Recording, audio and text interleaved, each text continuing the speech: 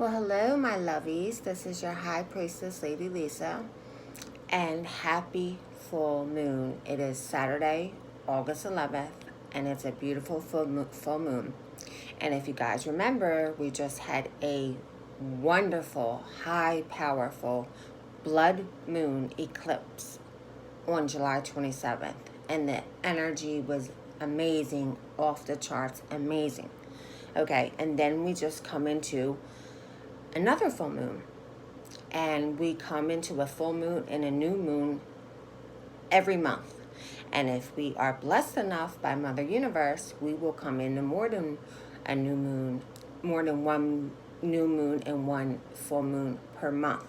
And for all those of you beautiful people coming into this magic world or watching this video today, I am going to be doing this in intervals so I don't lose your interest.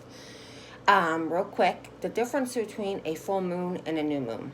Okay, the full moon, the powers, the energy, the power is no different. As a natural born witch, now high priestess today, psychic medium, master spellcaster, I work with moon energy, and so do my coven sisters. And hi, coven sisters, because I know you're watching. You watch every video I do, and you support me in everything that I do.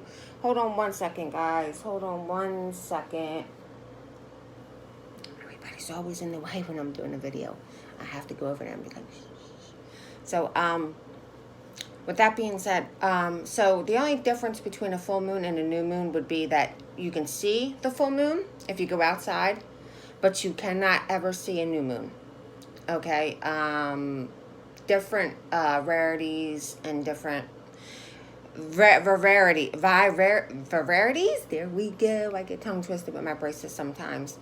Yeah, so I guess it's what you go with on how your faith would run with your craft. Like if you're a pagan, if you're Wicca, etc. You know, they have blood moons, they have orange moons, stuff like that. So depending on what type of craft you're going to go with, whether it be traditional like myself or Wicca or a pagan, you will run in all different types of moons, and every moon is powerful.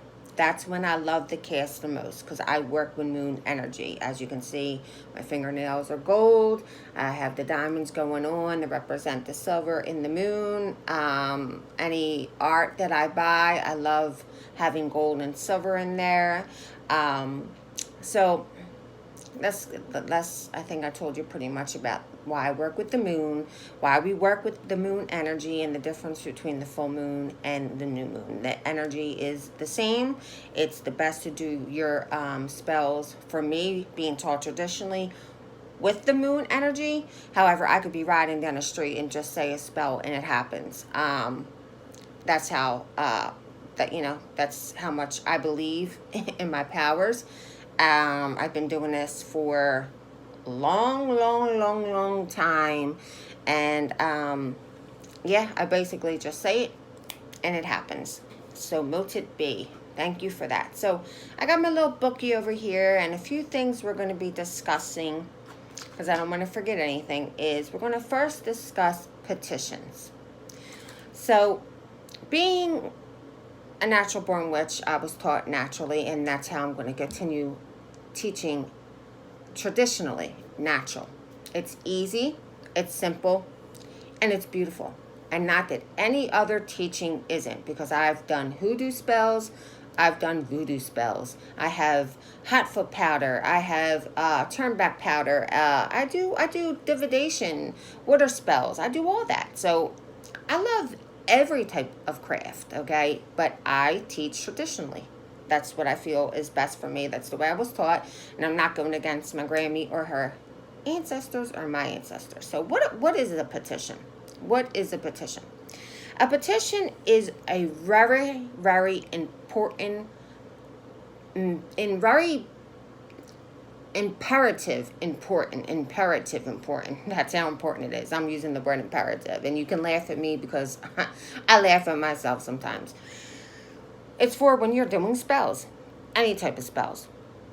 Do you always have to use a petition? Not always. For instance, if I'm using the doom candle, death unto my enemies. Death does not mean kill your enemies. It's an ending to something, a beginning to something else. That's all death really means. It's the same thing when we pass from this world, this physical world, to the next. That's what it means. So unless I'm working with the doom candle, the blacklist doom candle. Now there's 2 doom candles, and I'm not going to go into that on this video, but there's a blacklist doom candle and a doom candle. So when I'm working with the blacklist doom candle, which let me show you real quick since I have it here. It has the petition on the back of it. Okay, so then I really don't need to use the petition. But if I'm doing any other type of magic, I usually will do a petition. Okay, if I'm in a rush, okay, meaning not rushing any clients' magic nor my magic, I'm talking about if it needs to be done urgently, I will just write it on the candle, which I usually write on the candle as well and then use a petition. But sometimes I don't have the time to sit here and write it on the paper and so forth. So when you're doing a petition, and don't mind me because I just ran out myself, being I've done so many spells. I do so many spells, and I'm grateful. I'm running into people all over the world on the streets who are needing my help. I'm in such high demand, and it's one of my dreams that I have manifested to come true, and I'm forever grateful to Mother Universe for doing that for me, for allowing me to help the world. So back to petitions. If you can't come across parchment paper, which you can get parchment paper in your local food market store, you can get parchment paper on eBay, you get parchment paper from your metaphysical store. I will be carrying it in our metaphysical store, 12 packs. You just have to get a plain, simple, white piece of paper with absolutely no lines, okay? Petitions are very magical. They're very magical properties, okay? And they really do help with a spell. Can a spell work without a petition? Absolutely. Does this help the spell? Yes, it does. So what you would do is, hypothetically, as I will be doing a court case candle tonight, amongst many candles, one of the candles, magic candles, well, let me excuse myself, me and my coven sisters will be doing tonight will be a court case. So not only will, I design the candle and write little things and designs and stuff on the candle, and, write here what, I need to write and, pray over it and stuff like that. I will take the parchment paper or my plain paper, and I will write the name of the person and the request that I want done for the client, or if it was for myself, and then I will put the name, and I might, do some symbols, and so mote it be. I always end everything with so mote it be. Now, oh goodness, 1 second.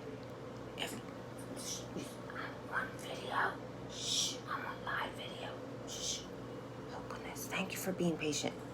Okay, so with the paper, once you've done that, I work with the number 3. I think it's the most magical number around there in the world, floating around. 3, okay? 3s come in many forms, right? So just like when you're dressing a candle, if you want this petition, if you want this request to be granted to come to you, you're going to take the petition and you're going to fold it 3 ways, okay? Any 3 way you feel comfortable doing. And you're going to bring it towards you. Because anything you want to bring it towards you, okay? You folded it 3 ways and you brought it towards you. That means you want this spell to come for you. Now, if it's like the puppet, which we'll talk about in a second, if you can see the nail in the heart, you're going to write on the petition the same thing, your request, the name. If you have a picture, that would be great to put in there, the birth date. As much information about this person you can get in the petition would be better. And then you're going to take it and you're going to fold it 3 times away from you, okay? Because you want it to get away from you. However you feel comfortable, as long as it's 3 ways. Now the petition is done. So, you know, I usually do like this because I want to sit it under my candle or under whatever I'm doing. If I'm doing a divination water spell, I'll put it under the bowl, I'll put it under the candle. But 9 times out of 10, my petitions will go under the candle. Whenever my magic is done, okay, either the petition will have been, you know, the wax will have dripped on it. You're not supposed to save petitions like you're not supposed to save spell candles unless you do a spell candle reading to your clients once they're finished like I do. So, I was taught by my Grammy that if you want it to go away, if you folded it 3 ways going away from you because you want it to go away along with your spell, you're going to rip it up and you're going to throw it out your back door. Okay, out your back door into the universe because you want it to go away. If you're folding it 3 times coming towards you because you want it to come for you, like the court case, you want to win. The money spell, you want money, you're going to get money. You're going to take it, fold it up, and throw it out your front door.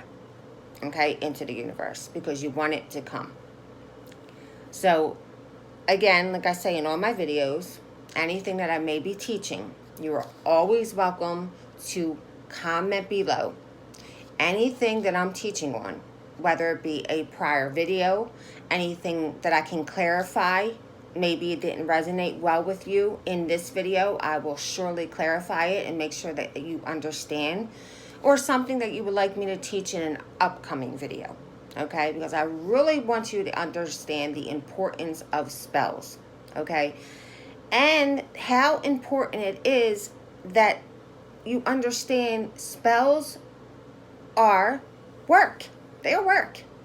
They are work. See, people who don't understand spells or have never done spells or are getting the spells done for them the first time, and they're getting somebody like me, a high priestess witch who has her own coven and works with sister coven sisters. Why do I always get that tongue tied? I am so nerdy. It's very imperative to know that spells are work. They are work. But they are a blessing to be able to do for people. It's a blessing for me to be able to help people. Okay? So, all right. We got petitions off my list. Now, if you don't mind, just let me take a sip of water. It's a little warm in this apartment tonight.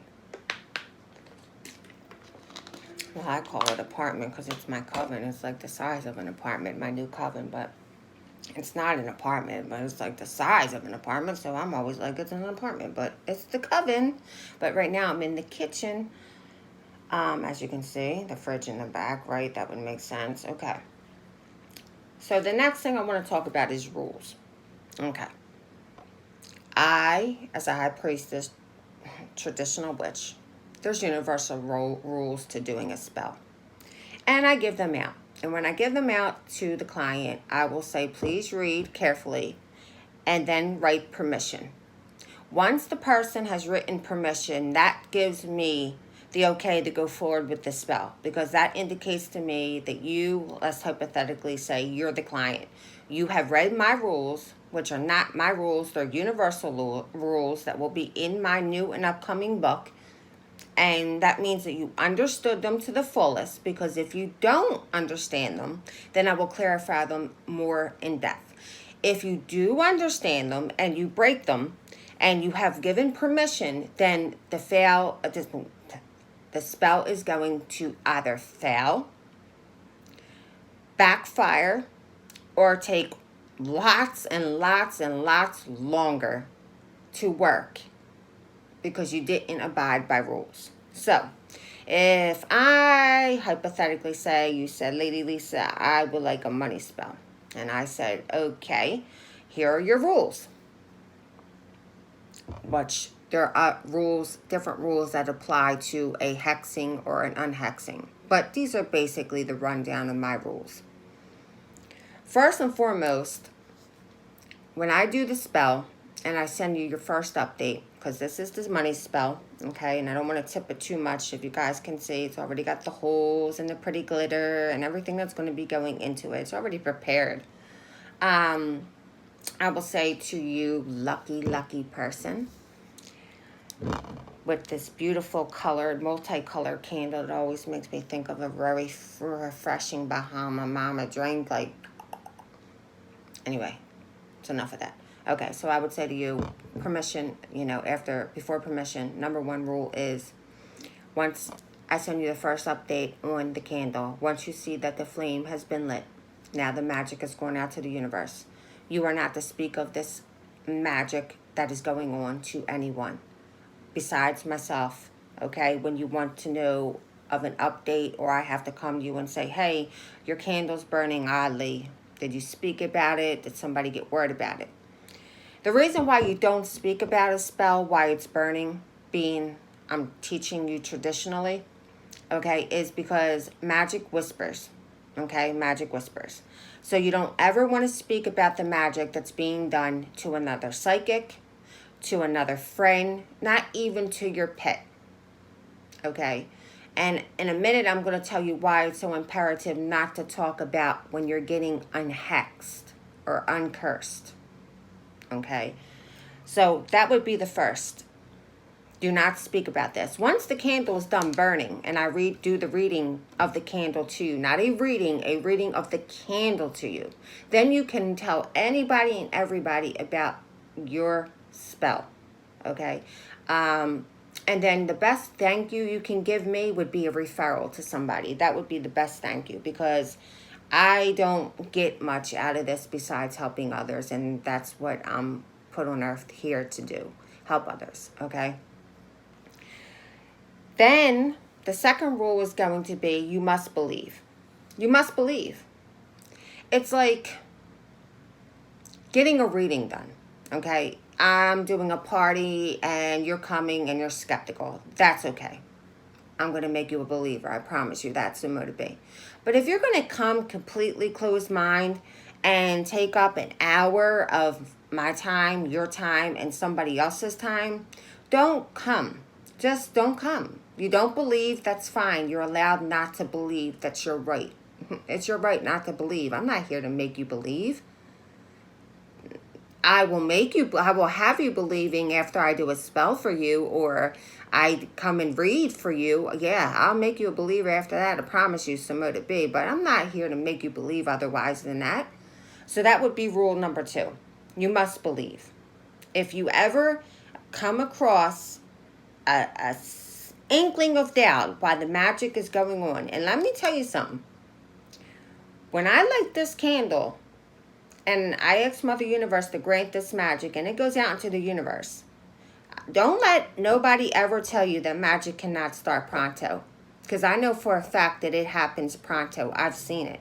And I've seen it take a year. I've seen it take weeks. I've seen it take days to work. It all depends on Mother Universe, and it all depends on how well you're abiding to the universal laws. I am just the middleman. Okay, so we went over rule 1, we went over rule 2. Believing and never talking about this magic that's going on to any other person, not even a pet, besides me, until after it's done burning. Rule number 3 would be staying positive. If you were here with me, you would have to leave an offering for my altar. That would be what you would leave. If you see any orbs going by, which I just seen one going by, that's okay, because this is what I do. I attract spirits. I've been doing this since I was young, and my father is around all the time. So if you see them, don't be spooked out. If they're in here, they're of good, trust me, because if they were evil, they'd be gone. That's what I do. I exorcise homes, and I exorcise people, and I hypnotize, and I'm getting ready to tell you about that on the next video as well. So there are the 3 major rules to getting this spell done, the money spell. Not talking about it till I read you the candle. I just hit this big, beautiful diamond on the candle. I'm so clumsy. Witches are clumsy. Did you know that? They are clumsy. So we wouldn't be talking about this to anybody, all seriousness aside. Nobody, just you and I. That's it, until it's over with. And I read you the candle, and I read you the outcome of the candle. I gave you the signs. Did it work? Did it not work? If it failed, why it failed, and, things to look out for. And my candle readings are particularly easy because, let me tell you something. For instance, I can show you this beautiful salted caramel candle that I got burning here, right? Now this is just a regular old candle that I got from Walmart. I believe it was like $5. And I don't want to really turn it over too far because then I'll have the wax dripping out. But if you can see in there, you see all that wax building up and being left in there? Yeah, you see that, right? See it? Okay. So I've seen videos on YouTube, and I'm not discrediting it, anybody who teaches, but I've seen on YouTube where somebody will talk about how to read a candle, and they'll say, oh, well, if you have all this wax built up, that means your candle didn't work right and you have to redo it and you have to refix it. Well, I just showed you proof right then and there that that does not mean anything, because we're working with a beautiful scented candle from Walmart or your local dollar store, and there's buildup of wax in there. So it doesn't mean anything when you're working with any type of wax candle if you have wax left build up. It's a candle. Sometimes you don't and sometimes you do. Does it mean anything like the candle failed or anything? No, it does not. When you start to, if you use glitter, if you get glitter lines, that doesn't mean it's going to take this many years or that many years or that many years to this happens. Or if you get them coming up this way, it means that's something. And I'll tell you why. Because I did a demonstration one time on one of my older videos of a little votive candle that I used during one of my parties where I went to read a bunch of people. And I had it lit, and it had a bunch of white wax lines. That's all. No wax build up, just a bunch of lines going all around the candle to the very bottom. So, do they mean anything? No. The things that you got to look out for when you're reading a candle to a client is black and white soot. The areas where it is and how far it goes down. And then that also depends on what type of spell you're doing. And that will be for another video as well.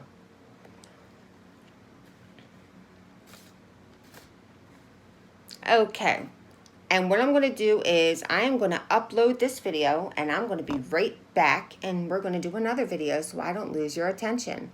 So stay seated and stay tuned, and put me up on the big screen. Go to your smart TV and hook me up on your YouTube and watch me on the big screen, because real soon, not only am I going to have my first book published, going into my second book, I'm going to have my first metaphysical store opened up, and I'm going to be touring around the world, and I have a radio interview coming up.